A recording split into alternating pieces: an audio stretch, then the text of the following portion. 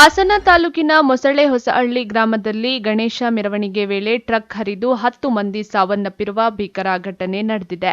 ಏಕಾಏಕಿ ಗಣಪತಿ ಮೆರವಣಿಗೆ ವೇಳೆ ನುಗ್ಗಿದ್ದ ಟ್ರಕ್ ಲಾರಿಗೆ 10 ಮಂದಿ ಸಾವನ್ನಪ್ಪಿದ್ದು, ಮನೆಯ ಆಧಾರ ಸ್ತಂಭವಾಗಿದ್ದ ಯುವಕರೇ ಉಸಿರು ಚೆಲ್ಲಿದ್ದಾರೆ.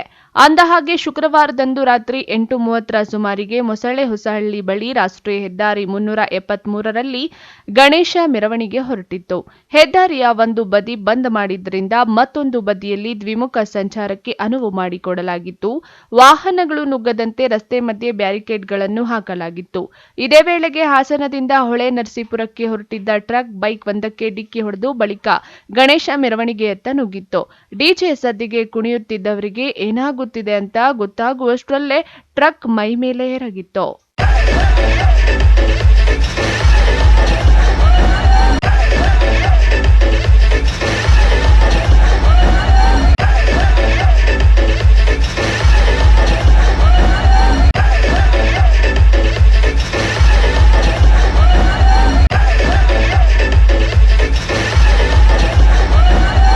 ಮೃತರಲ್ಲಿ 3 ಇಂಜಿನಿಯರಿಂಗ್ ಕಾಲೇಜು ವಿದ್ಯಾರ್ಥಿಗಳಿದ್ದಾರೆ. ಭೀಕರ ಅಪಘಾತದಲ್ಲಿ ಸಾವಿಗೀಡಾದವರ ಗುರುತು ಪತ್ತೆಯಾಗಿದ್ದು, ತಮ್ಮ ಮಕ್ಕಳನ್ನ ಕಳೆದುಕೊಂಡ ಕುಟುಂಬಸ್ಥರ ಆಕ್ರಂದನ ಮುಗಿಲು ಮುಟ್ಟಿದ್ದು, ಸೂತಕದ ಛಾಯೆ ಆವರಿಸಿದೆ. ಕೆಲ ಮೃತದೇಹಗಳನ್ನು ಹಿಮ್ಸ್ ಆಸ್ಪತ್ರೆಯ ಶವಾಗಾರದಲ್ಲಿ ಇರಿಸಲಾಗಿದೆ. ಗಣೇಶ ಮೆರವಣಿಗೆ ವೇಳೆ ಹಾಸನ ತಾಲೂಕಿನ ಮೊಸಳೆ ಹೊಸಹಳ್ಳಿ ಬಳಿ ರಾಷ್ಟ್ರೀಯ ಹೆದ್ದಾರಿ 373ರಲ್ಲಿ ಶುಕ್ರವಾರ ಸಂಭವಿಸಿದ ಭೀಕರ ಅಪಘಾತದಲ್ಲಿ ಮೃತಪಟ್ಟವರ ಸಂಖ್ಯೆ 10ಕ್ಕೆ ಏರಿಕೆಯಾಗಿದೆ. 20ಕ್ಕೂ ಹೆಚ್ಚು ಜನರಿಗೆ ಗಾಯಗಳಾಗಿದ್ದು, ವಿವಿಧ ಆಸ್ಪತ್ರೆಗಳಲ್ಲಿ ಚಿಕಿತ್ಸೆ ಪಡೆಯುತ್ತಿದ್ದಾರೆ. ಈ ದುರಂತಕ್ಕೆ ಕ್ಯಾಂಟರ್ ಚಾಲಕನ ನಿರ್ಲಕ್ಷ್ಯವೇ ಕಾರಣ ಎಂದು ದಕ್ಷಿಣ ವಲಯ ಐಜಿಪಿ ಬೋರಲಿಂಗಯ್ಯ ಹೇಳಿದ್ದಾರೆ. ಇನ್ನು ಘಟನೆಯಿಂದ ಆಸ್ಪತ್ರೆ ಸೇರಿದ್ದ ಗಾಯಾಳುಗಳನ್ನು ಜೆಡಿಎಸ್ ಯುವ ಮುಖಂಡ ನಿಖಿಲ್ ಕುಮಾರಸ್ವಾಮಿ ಭೇಟಿ ನೀಡಿ ಮಾಹಿತಿ ಪಡೆದರು.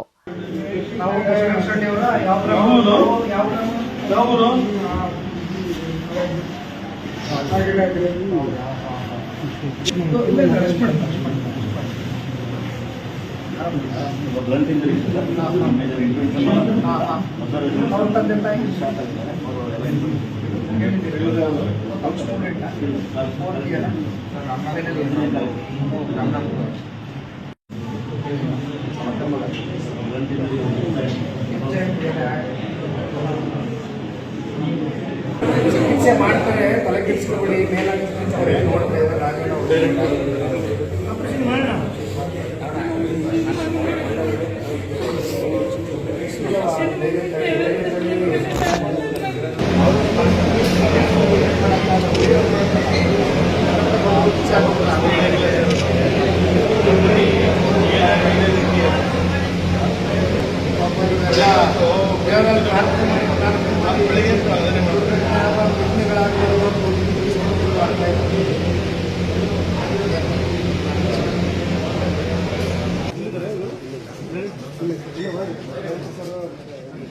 ನಾವು ಯಾರು ಕೂಡ ಊಹೆ ಮಾಡ್ಕೊಳ್ಳಿಕ್ಕಾಗೋದಿಲ್ಲಣ್ಣ. ಯಾಕೆಂದರೆ ಎಸ್ಪೆಷಲಿ ಆ 6 ಸೆಕೆಂಡ್ ವಿಡಿಯೋ ಸ್ವರೂಪಣ್ಣ ನನಗೆ ರಾತ್ರಿ 9:30 ಗಂಟೆಗೆ ಕಳಿಸಿದ್ರು. ಅದು ನೋಡ್ತಾ ಇದ್ದಂಗೆ ನಾವು ಎಲ್ಲರೂ ಕೂಡ ಬೆಚ್ಚಿಬಿಟ್ಟಿದ್ದೇವೆ. ಯಾಕೆಂದರೆ ಒಂದು ರೀತಿ ಯಾರು ಜೀರ್ಣ ಮಾಡ್ಕೊಳ್ಳಿಕ್ಕಾಗದೇ ಇರ್ತಕ್ಕಂಥ ದೃಶ್ಯ ಅದು.